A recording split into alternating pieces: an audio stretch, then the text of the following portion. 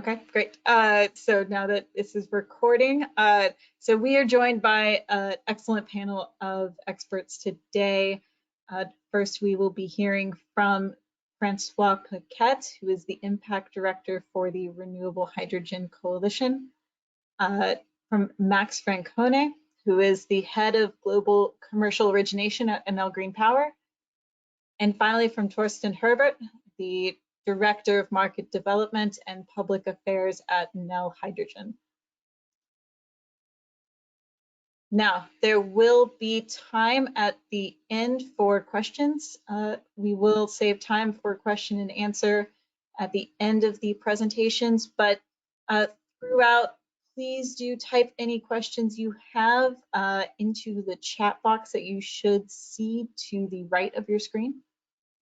And we will be able to take questions that way, and we hope to address as many as we can. Before we move to our presentations, I will take the time to introduce a resource. We are a European alliance of renewable energy buyers and sellers. We were founded in 2017 by Wind Europe, Solar Power Europe, RE100, and WBCSD. We work as an organization to advance corporate renewable energy sourcing in Europe specifically through a combination of policy advocacy, buyer education, and working to connect buyers and sellers through, in particular, our resource event that we will give more information on at the end of the webinar. I will encourage everyone also at the end of today to visit the resource website to look at the Renewable Energy Buyers Toolkit that we provide for free to educate buyers through reports, all of our previous webinars, a European corporate sourcing directory, template PPA contract, and more to help start buyers on their journey to buying renewable energy across Europe. And all of those resources are available for free today. And finally, and thank you for, there is now a link to the Buyer's Toolkit in the chat as well. Finally, to set the scene for the conversation, I wanted to show just one slide here. In Europe, we know that companies are sourcing renewable energy in many ways, but to give a sense of momentum that's been building in Europe, this chart shows the volume of power purchase agreements that have been signed by companies across Europe. We had a record year last year, as you can see, by far a record year, and we are on pace for another record this year. We actually just surpassed 2019's total already for the year. We're at about 3 gigawatts announced for the year. So, and we know that this momentum is going to continue.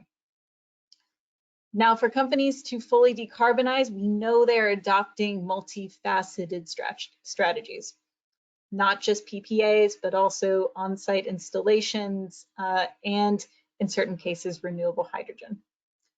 Because as we'll see more here in a moment, for most, renewable electricity and renewables-based electrification will be the fastest path to decarbonizing, but for many, we know that for certain reasons, they cannot become fully electrified. And for that, renewable hydrogen plays a key role. But now that we have seen sort of the overall trends here, I am thrilled to transition over to Francois to give background on the Renewable Hydrogen Coalition and renewable hydrogen. Thank you very much, Anna. That's a real pleasure to be with you today. I'm also thrilled by the level of attendance today, which also shows really the great interest that the corporate community may have in renewable hydrogen as a solution to decarbonize their businesses. So maybe if we move to the next slide, please. I'll give you a few words of introduction and who we are in a few words.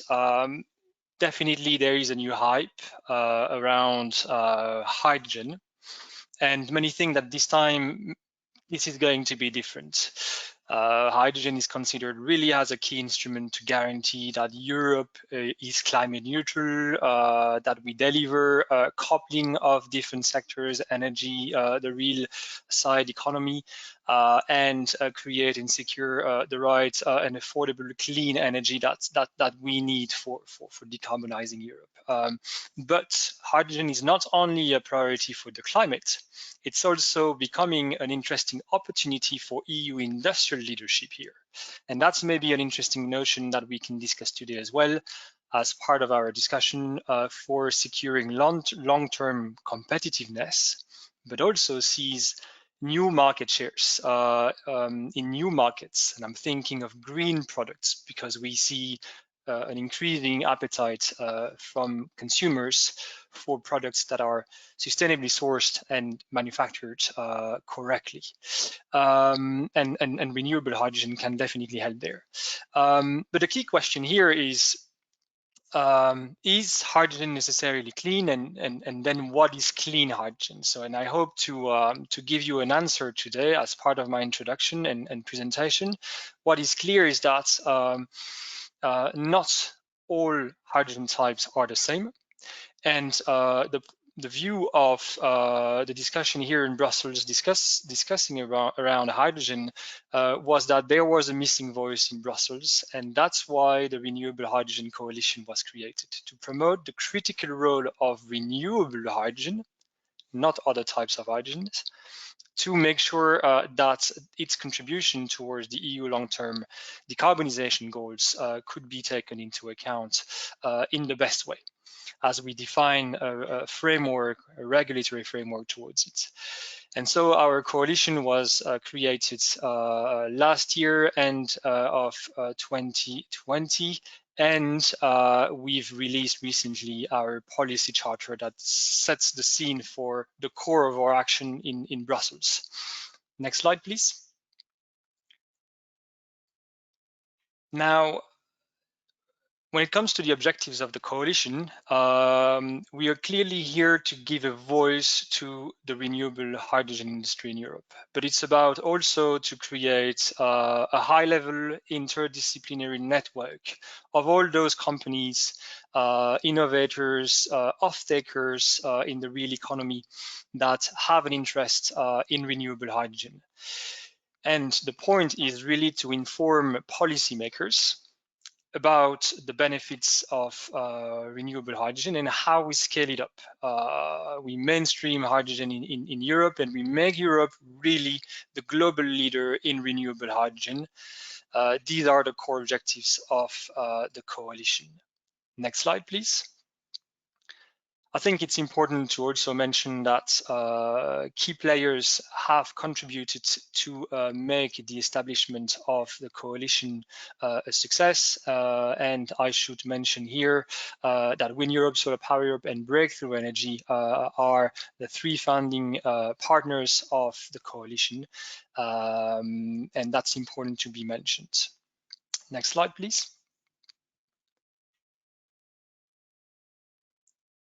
Just to finish very quickly on the coalition itself and who we are before I set the scene on hydrogen more generally, it's important to look at the coalition as an initiative that covers the entire energy value chain of renewable hydrogen, from the suppliers of energy to the technology manufacturers, but also, and that's important to be stressed, the end users.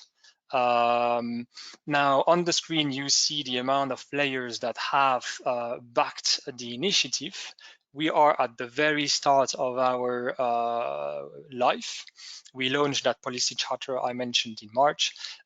We are looking at extending the supporters, the number of supporters towards the coalition in the coming months. Next slide, please. Now, when we look at hydrogen today, there is an interesting reality. Hydrogen can come from different sources of energy. I will cover that later. But the reality of the market today in Europe is that 96% of hydrogen consumed in Europe comes from fossil-based hydrogen. only 4% comes from renewable hydrogen. And the idea here, if we look at the ambition of the European Commission, is to swap those numbers and have the majority of hydrogen being coming from renewable energy sources. Now, a key challenge is really the price. When we compare the price of fossil-based hydrogen, we have a price around 1-2 euros per ton of hydrogen today coming from fossil-based sources. When we look at renewable-based hydrogen, the price is from 4 to 6 and even higher sometimes for 1 ton of hydrogen. So obviously this is a very important dimension when a corporate looks into hydrogen as a decarbonization solution. So we need to crack the nut of price as soon as possible so that corporates and users in different sectors can really leverage the full potential of renewable hydrogen. And that's really the core raison d'etre of the Renewable Hydrogen Coalition, which is about tackling the EU policy levers that we have available to bridge the cost gap, as long as, well, first to decrease the cost of hydrogen and make it competitive with fossil-based as soon as possible, and in the meantime, cover the cost gap for end users. Next slide, please. The great news is that latest projections, here is projections from Bloomberg, but there are many other studies showing the same. The latest forecasts show that green hydrogen will be cheaper than blue hydrogen, and I will define what they are in 1 second. And that's a key dimension because well before 2030, green hydrogen will be competitive compared to blue hydrogen coming from natural gas, so fossil-based. And that's very important when we consider investments of, say, 20 years lifespan. Those investments need to take place today. So when we know that sort of trends being confirmed again and again, that's a key dimension to take into account when we want to bet on the right horse. And this is due to a certain number of factors. Stronger focus in mitigating emissions is obviously one. The rising cost of carbon. Yesterday, looking at the EU ETS price, we were at 56 euros per ton. That has tremendously increased in the 4 past years. We were at 5 euros. So that the dynamics here around carbon are completely changing. And then we also have major drivers, the cost of electrolyzers and the cost of electricity. If we just move to the next slide, I'll illustrate that. Here you can see again 2 slides from the study I mentioned from Bloomberg, a very recent study that shows that the cost of electrolyzers is expected to be reduced quite substantially over the next coming decades. I think my colleague from Enel will spend more time on that, but that's a very important element when we tackle the competitiveness of renewable hydrogen. And another point is the cost of renewable electricity, which in forecast is also seen as decreasing over time, more than projected, more than assumed, as you can see on the screen for onshore wind and also solar PV. Those 2 factors are really important. And if we move to the next slide, please. Those 2 factors make renewable hydrogen a very promising solution for decarbonizing our economy. Now, why renewable hydrogen and where is the next question. Why? Because it's carbon-free. It entails no emissions into the atmosphere when we produce it. It allows to really tap into wind and solar potential, which companies can have on site or relying from the grid, provided that we can claim the source of energy of electricity used. It's a key element for the resilience and long-term competitiveness of companies here. And again, we see emerging new markets like green steel, green products, and we see that those new markets have market shares yet to seize, and that will be for those companies investing in solutions like renewable hydrogen to claim that their products are greener than others. And finally, this is about creating sustainable jobs and products. Next slide, please. When we look at renewable hydrogen and the color of hydrogen, the color matters. It's a very important dimension. Today, the most common way of producing hydrogen comes from natural gas with steam methane reformation. This is called gray hydrogen. And if you add carbon capture and storage, you get what we call blue hydrogen. This is completely different from renewable hydrogen, green hydrogen, which is produced from using the technology of electrolyzers or electrolysis, which my colleague from Nel will cover in more details. It's important here to notice that when we produce renewable hydrogen with electrolysis and renewable electricity, there is no CO2 emitted. That's a very important notion. If you look at the figures on the screen, you see that indeed the environmental footprint of the various hydrogen types, at least blue, gray, and green here on the screen, are very different. If we look at natural gas-based hydrogen without CCS, we are around 8 to 12 tons of CO2 per ton of hydrogen produced. It's closer to 20 tons per ton of hydrogen produced if we use coal gasification. And if we look at the life cycle emissions of hydrogen production from renewable-based hydrogen using wind and sun, it's around 1 ton of CO2. Again, in the production phase, there is no emissions of CO2. And that's very important to understand for a company looking at changing the paradigms of emissions for its own business operations, but also, if not or less important for your business operations, also understand that for decreasing the emissions of the value chain. So upstream and downstream. Next slide, please. What are the key markets is also a point that are important today. Today we see the global market for hydrogen by end use really focused on ammonia, refineries, methanol production. It's roughly a market of 70 million tons per year of hydrogen produced and a market of $150 billion US. Quite substantial market, and which is expected to become much bigger with the greater focus we see for hydrogen in the future. The reality of the market today is mainly refineries and ammonia accounting for roughly 80% of the market today. Now, that is all hydrogen types covered.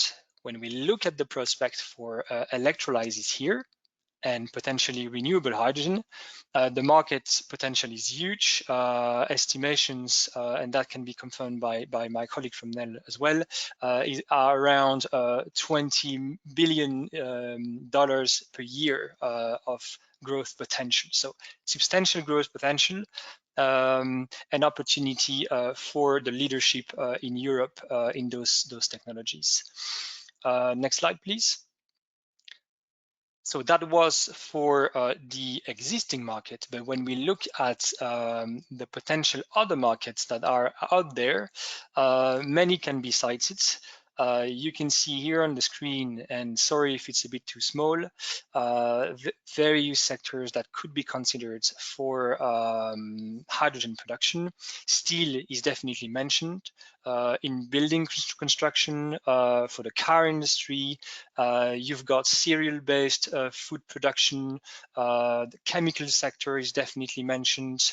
Shipping, trucks is also part of the sectors often cited that could benefit from using renewable hydrogen.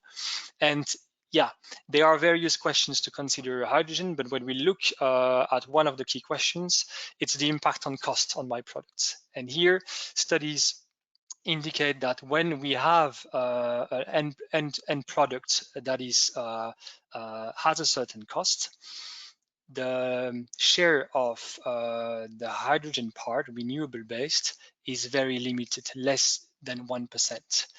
That's the example of a car that is given in that study, material economics. There are other examples.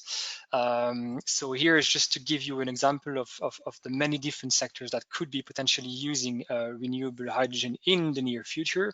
There is a demand already identified. It's a matter of unlocking that demand and allow those end users and corporates to move to that solution.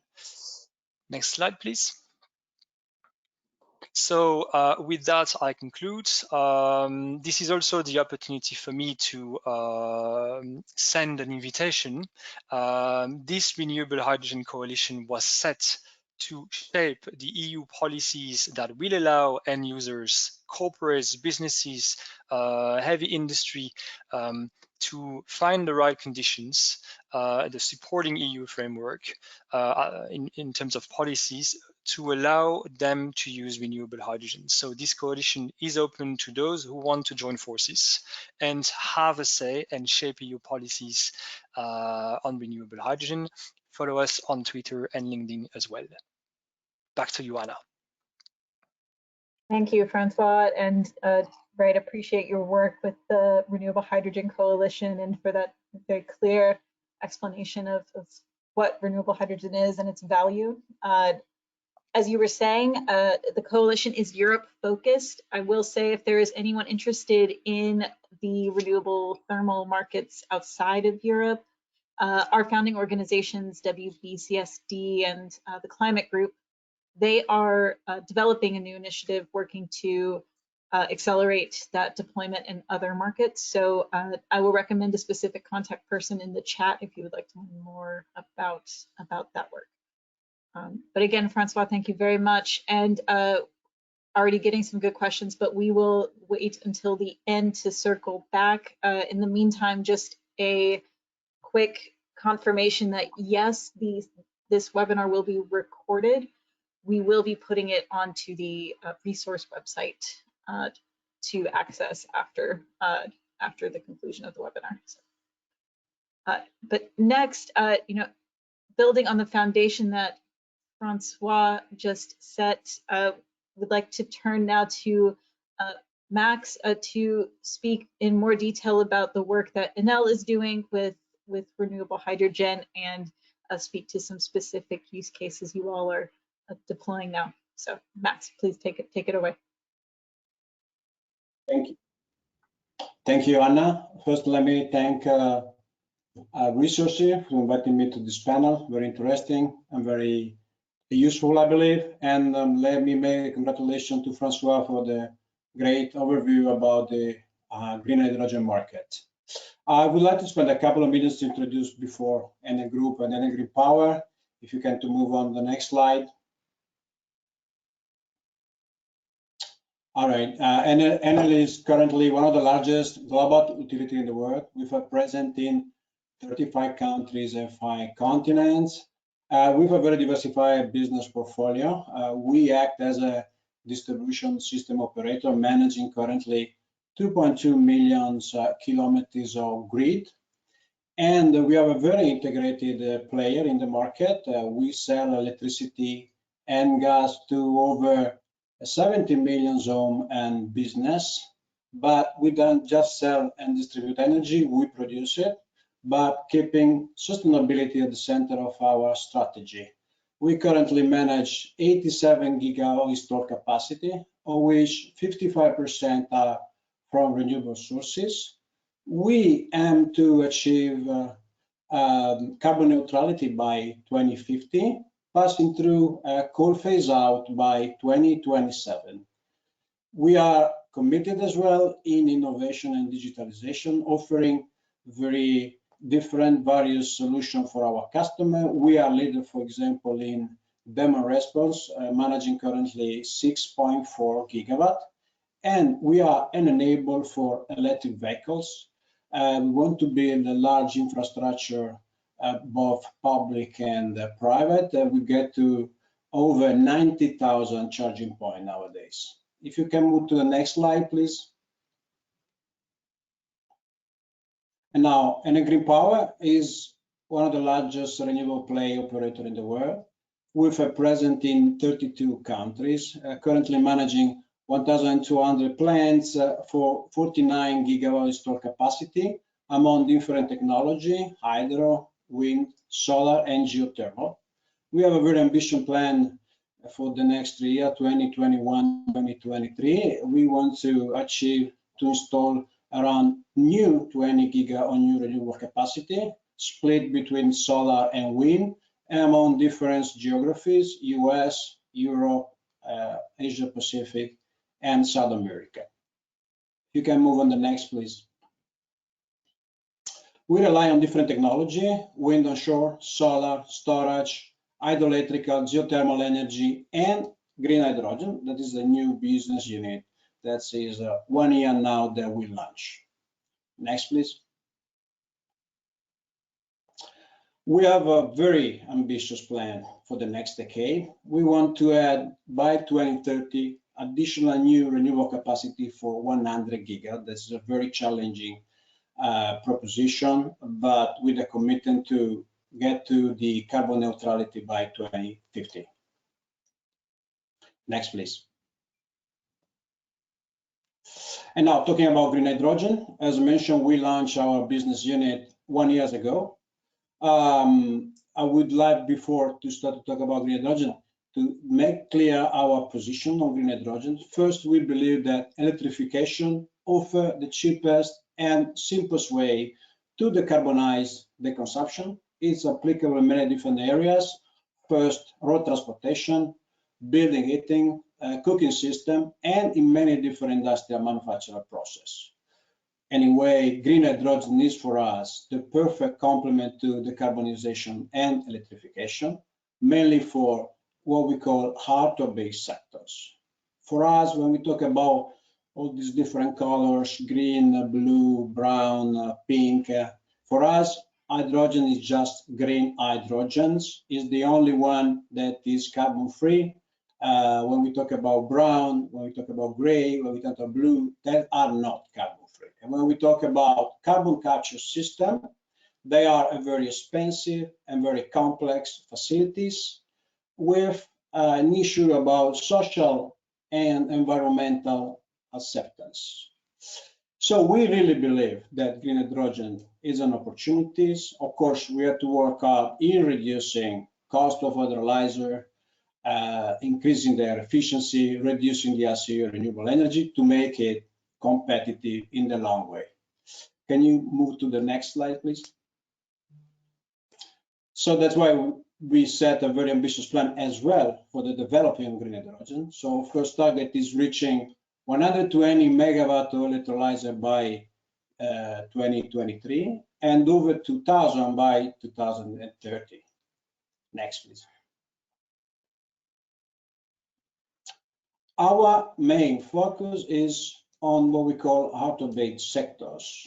As I mentioned by Francois, is a huge opportunity in terms of business and reduction of CO2. So first, replacing the gray hydrogen used as a feedstock, so ammonia producer, refineries, methanol, or apply that for those processes requiring high-grade heat, like for example, the cements.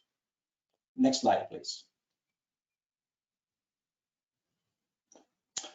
In our business model, we envisage this production close by the consumption point. With different configuration, we can couple the electrolyzer close by our renewable project and then deliver the green hydrogen to our customers delivering cylinders or with a short connection to the process of our customers. Or other solution can be build up the green electrolyzer close by the off-taker consumption and feed it through a renewable PPA from a new renewable project in other places. Of course, the mix of the two are also welcome. That is a configuration that most of customers are asking to us. Having the production close by the consumption allows to avoid to create very expensive new pipeline or rely on blending that on methane existing or LNG gas pipeline that has to be repurposed for that. Of course, has many advantages and many complications in managing the blending within the enter of the pipeline. Next slide, please. There are huge changes in the market. I had the privilege and the opportunity to have seen it in the last 5 years.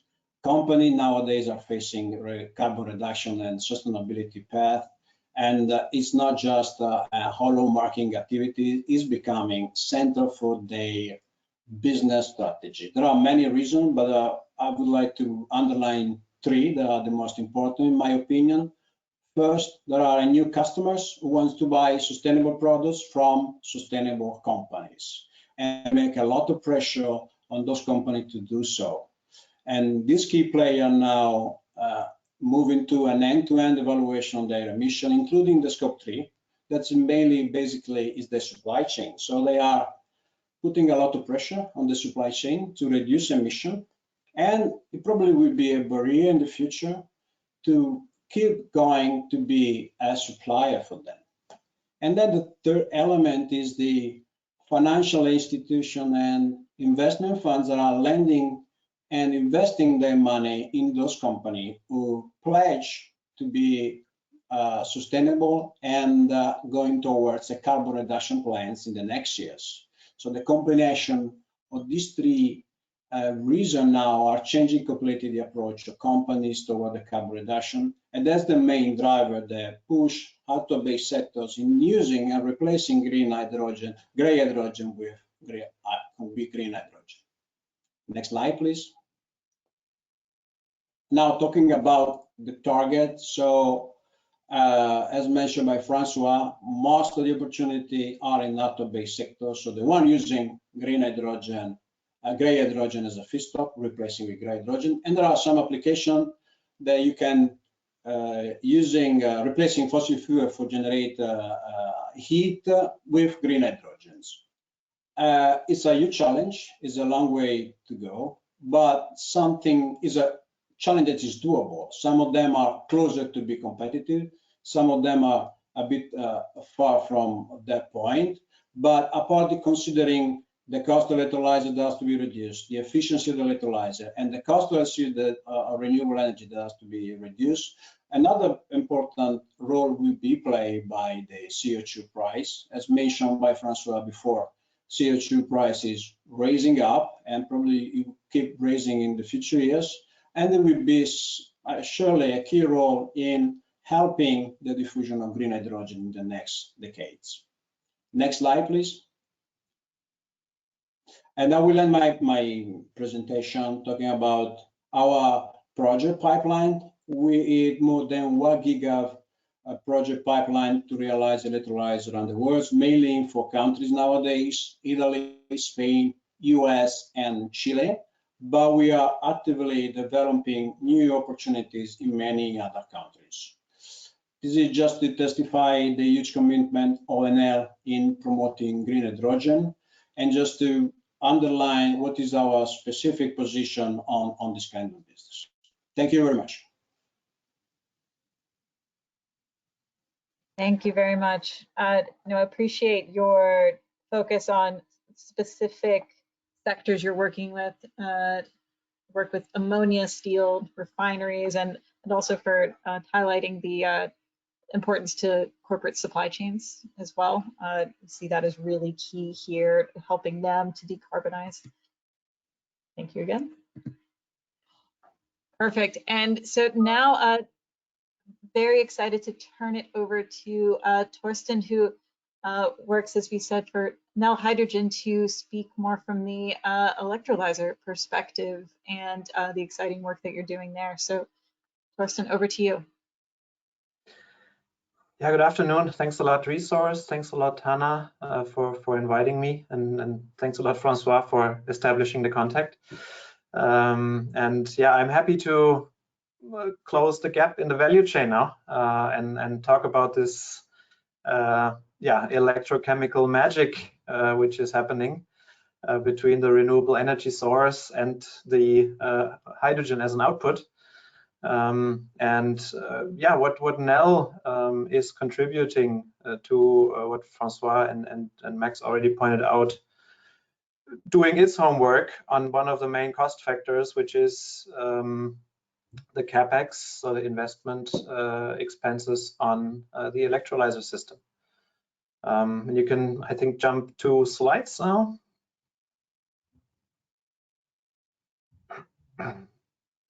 Yeah, so I want to quickly, of course, introduce who is Enel. Part of that section is also what is Enel actually doing to address the capex of electrolysis systems.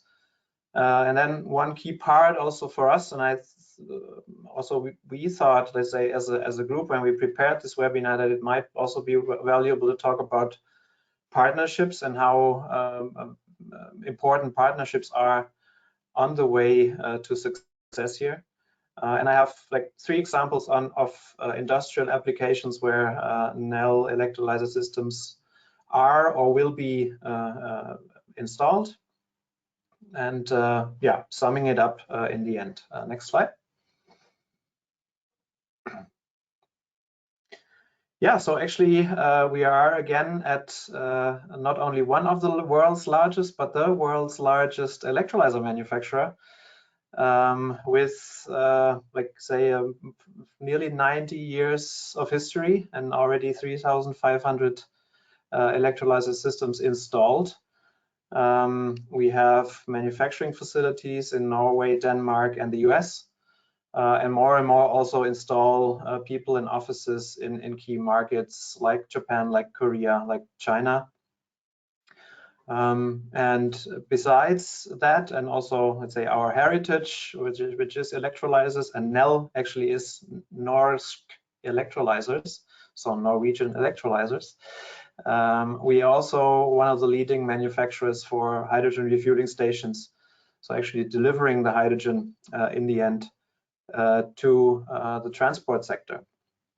Next slide. Yeah, 2 things I want to highlight here. Again, international portfolio, international manufacturing facilities. And also, and that's basically, let's say, one of the unique selling points here for Enel is the experience with, let's say, over 20 years experience in PEM electrolyzers and already 90 years in alkaline. And yeah, having also the hydrogen refueling station facility there in Norway, in Denmark. And also here, if you look at the number, like the 300 hydrogen refueling stations per year, that's more than 3 times the number of stations that have been installed newly in the world last year. So Enel is definitely one of the front runners here when it comes to preparing for the scale up. And this is also one key in delivering decreasing capex for the electrolyzers. And the highlight here is definitely the next step in Herøya in Norway, which you see in the middle here. But I will come to some more detail there in the next slides. The next one. Yeah, so here we are. That's actually our, and it's also, let's say, the working title internally is Game Changer. The Game Changer project in Norway, in this building here, which actually now in the first step, the first line that is currently being installed and is starting operation in the second half of this year. will have a manufacturing capacity of 500 megawatts of electrolyzers, which is roughly 5 times of, let's say, last year's markets for electrolyzers. So again, here Enel as a front runner preparing for the scale up that Francois and also Max described earlier. And the great thing is that this facility here also gives room to expand this to 2 gigawatts. Yeah, we are prepared also with the experience now from installing the first line, depending on how the market develops. And we say like another 500 megawatt would take us between 12 and 18 months to, let's say, get this second or third or fourth line up and running. Yeah, but the first line, really a major step. You will see that in the cost breakdown. I have one at one of the later slides. Is the key step for us, and will bring electrolyzer capex down for this alkaline system already by 50%. Now, next slide. And this is really looking into this capex and what we are projecting here, having, let's say, the gray area for capex in steam methane reforming. Francois mentioned that as one of the key gray hydrogen production devices you need to invest in. And you see, and you also saw on one of the slides from Francois when it came to cost, that already today, depending on where we are geographically and what the power prices are, we can be competitive already today, and even more so with the current ongoing expansion and let's say the production process, which is going live in the second half of this year up here in Norway. And then even more, if we now think the full way filling this facility we just saw up to 2 gigawatts capacity, we will be well at the lower end of this SMR capex range or even below. And even some more details on the next slide, where we see that besides the scaling up and automation in manufacturing, where we here roughly see the 50% cost reduction in this step, you see a few other key parts that bring us further down. And here you see, actually, we foresee a possibility of going down by 75% from today's cost. And these things are really on the engineering side, standardization of the systems. So if we go to large scale systems, really don't go for 22 and 23 megawatts, but start with 20 and then not go for 53 and 57, but rather stay with the 50 and really standardize these key building blocks. And this continues also through procurement processes, but also construction processes, have prefabricated systems commissioned, which also enables lower building and construction costs for the customer in the end. And all this, I say, the capacity expansion, but also the rest of the homework we are addressing here with standardization and prefabricated systems, let us being a leader in electrolyzers, we were also the first, and that's the next slide, we were the first to step out with this target of $1.5 per kilowatt by already 2025. So you can see some of the assumptions here in the smaller letters. So we're talking about $20 per megawatt hour for the electricity input, but the rest is really all in. That's some of the assumptions are mentioned here. And we are currently, and this is our driver now, and we are with what I presented before, we are passionate and on the way to fulfill that. And one of the parts to get there, and that's, let's say, you can jump 2 slides now, is also establishing partnerships.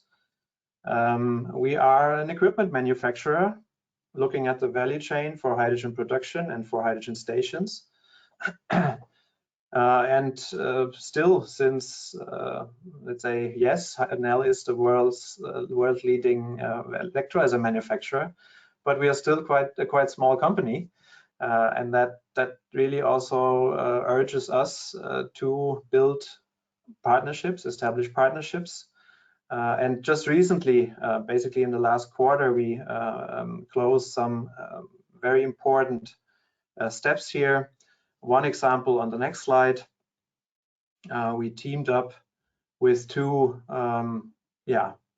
partners in the EPC area, which is actually delivering everything out of the scope of Enel. So, which is building, installation, these kinds of things, but also, and that is what's indicated here on the map, increasing the global reach, right? So using the international representation of these large companies to reach out to important regions and jointly offer key ready solutions. The next slide.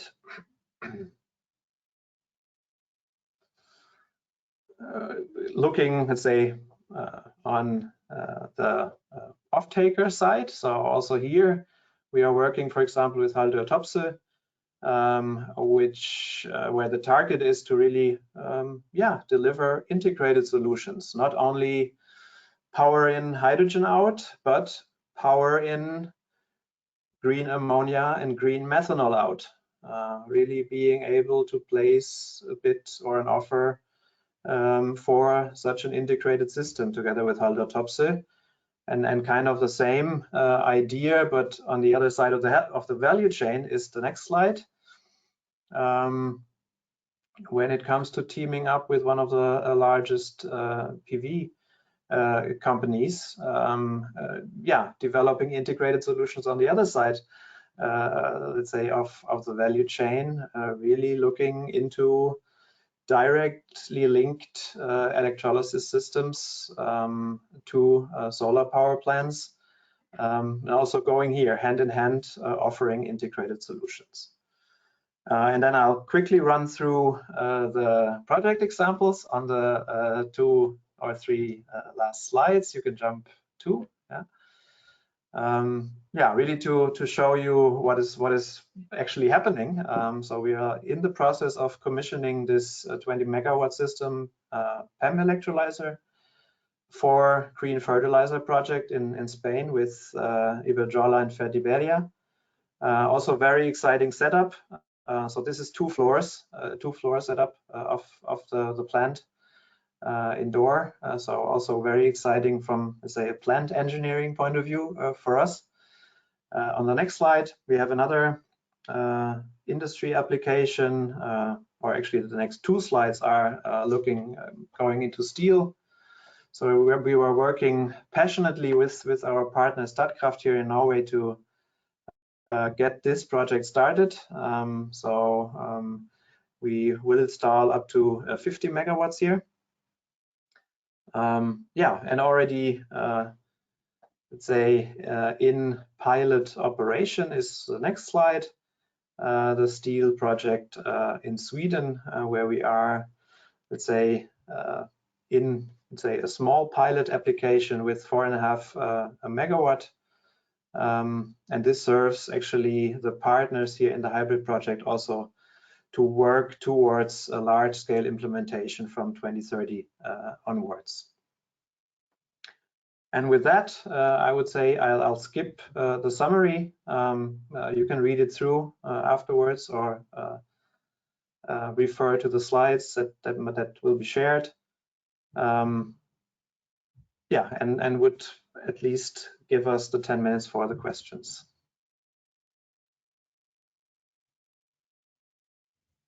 Excellent, thank you very much. And thank you for not rushing too quickly through the project examples. I thought those were very illustrative, so thanks. And absolutely, if people do have additional questions, please still enter them into the chat box. We do have a good number now, though, so we will get to as many as we can. To start, I might address this first to either Max or Torsten. There was a question about using excess renewable energy from households or industries to fuel an electrolyzer, and the comment was that there is some concerns around that, and wondered if you could speak to the viability of using excess renewables for renewable hydrogen fuel, and if there are issues, what those are, if they might be cost or otherwise. Yeah, I think, Max, I don't have a lot, but I would give the word to you then, if that's okay. So yeah, it's really about, let's say, the electrolyzer, and that the investment you are doing is also about, let's say, what are the operating hours in the end, and what is the output of hydrogen. So this idea in just catching the excess is depending on the business case and what you set up. And therefore, I think, Max, you are the much better one to address that too, because you have potentially looked into exactly this question. So what is the can you repeat the question, because there was an interferences I didn't catch very well. Can you repeat as well? Yes, so the question was about using excess renewable energy from households or in industry installations to fuel electrolyzers. The question is that a feasible business model? Are there concerns around that business model? If there are, what are they? It's cost issues, operational issues? So using the excess of energy to feed the electrolyzer, that's the question? Yes, yes. Could be a very interesting business model. We are analyzing some activities on that. You know that in many countries we're facing some problem like curtailment or negative price. So in specific country can be an opportunities. Of course, as mentioned by Torsten, working hours is a key factors in making green hydrogen competitive and sustainable. But definitely is an option to develop. And of course, you have to see the system altogether, renewable project and electrolyzers as one part of the business. And from this point of view, we have a privileged position because we are both a renewable developer and with the aim to selling green hydrogen. So the answer is something that we are analyzing and is dedicated on specific countries, not every countries, because this negative price and as well the ancillaries market has a weight on the manage of that excess of energy. Interesting. Okay, makes sense. Thank you. Francois, I think the next question should be for you. We've gotten more than one question around policy, and I might sum it up by saying, first, if you could highlight the top conversations happening around policy right now with renewable hydrogen, and then give your view on, what are the top interventions that need to happen right now to really develop and advance the hydrogen market from a policy perspective. Well, thank you for the question. And indeed, this is really a burning question that everyone has at the moment. What is also exciting is that we are all creating this market. This is a very emerging market, especially for renewable hydrogen. And so we are roughly building everything from scratch. So the coalition here definitely aims to help shape that framework so that corporates and end users can really find the enabling framework that they need for it. In Brussels, what happens and where are the key areas of discussions? The sectors where hydrogen should be used. There is this notion of prioritization. We always have to look at those sectors where using hydrogen will make most sense from the point of view of energy efficiency, basically. Sometimes using electrons, as mentioned by Massimiliano, will be more efficient from the physics of electrons and energy in general. And for some other uses, like heavy industry, for instance, existing hydrogen users, hydrogen renewable based will be a key solution here. And it's important to mention that I like the word game changer because we were facing increasing pressure to decarbonize, and some sectors basically had no alternatives. And hydrogen here is bringing hope to those sectors in order to deeply decarbonize. And that's where probably the focus should be in the coming years, especially as we increase the volumes and the market develops. Then when we have the volumes in place, then can come the question of what other sectors could be using hydrogen. But I think there is sense in that early stage for prioritization. That's one key topic. We often hear about the notion of blending. This is a very hot potato in Brussels. This is also a very important topic. Do we need it or not?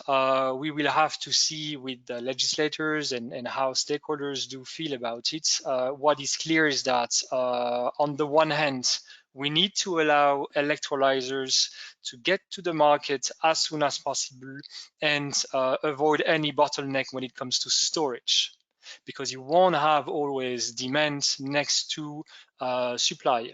Although we may want to have the models of clusters and hydrogen valleys to increase the synergies potential. Yet, if policymakers decide to go ahead with blending, which can be a good way for storing that hydrogen put on the market, we need to be very clear that here we know that only a certain fraction of hydrogen can go into the gas grids, and we shouldn't be too naive about it. We need to nuance a bit the decarbonization potential of natural gas grids with hydrogen. It's not because you have 10% hydrogen in the gas grid that you have 10% CO2 reductions because of the energy density of hydrogen. So you need to increase your natural gas supply to meet the same demands. So we need to be careful about blending. It needs a lot of considerations. I'm not saying we should be against or for, but that can help the scaling of the market in an early stage, and of course, provided that renewable hydrogen is given priority here. So this is a second topic, maybe additionality, making sure that we ramp up hydrogen production, and at the same time we have the right level of renewable generation capacity installed. We do not basically build enough renewable capacity in Europe. So we need to help member states simplify and speed up the procedure for building up that capacity, which will help produce more renewable hydrogen. Thank you. Yeah, that was perhaps an unfair question that could be a webinar on its own. So thank you for summing that up so efficiently. I see we are at the hour, but I'm going to ask just one more quick question to Max and Torsten, because we got multiple questions about pairing pairing electrolyzers with offshore wind. Are there examples you can point to now of that happening?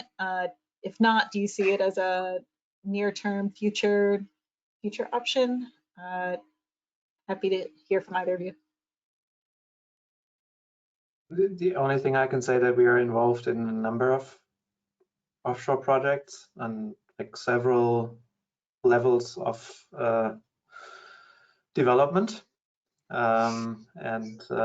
Yeah, hopefully a Enel electrolyzer will be the first to operate offshore. But yeah, let's see. So, but yeah, it's an interesting opportunity, and as mentioned, we are working with different partners in a number of projects, in also different geographical locations, but mainly Europe.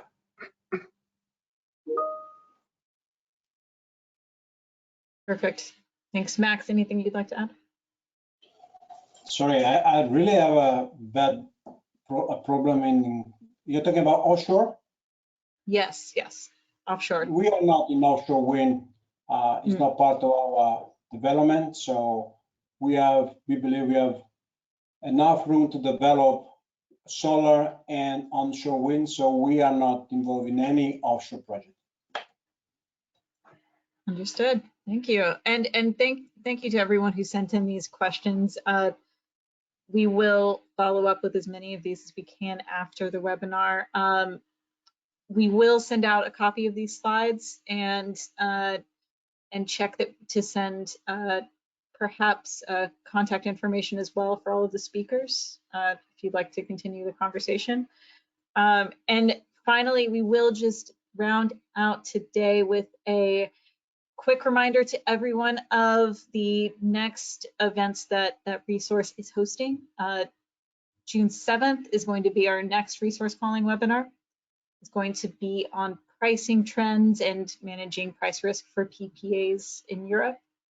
Following that, if you are a buyer on this call, please go to our website and look into attending our Summer Buyers Bootcamp. This is a free buyers only 2-part workshop where you will get to work with your peers to talk about the latest trends in PPAs and corporate sourcing, and then learn more about our template PPA contract we've developed with EFIT. And then finally, of course, we have our resource event that is in the planning stages, and many of you will have already received a save the date for that, but more information to come for that. It will be October 13th through 15th this year.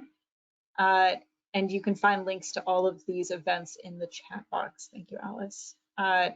Finally, thank you again to all of our speakers. Again, wonderful presentations.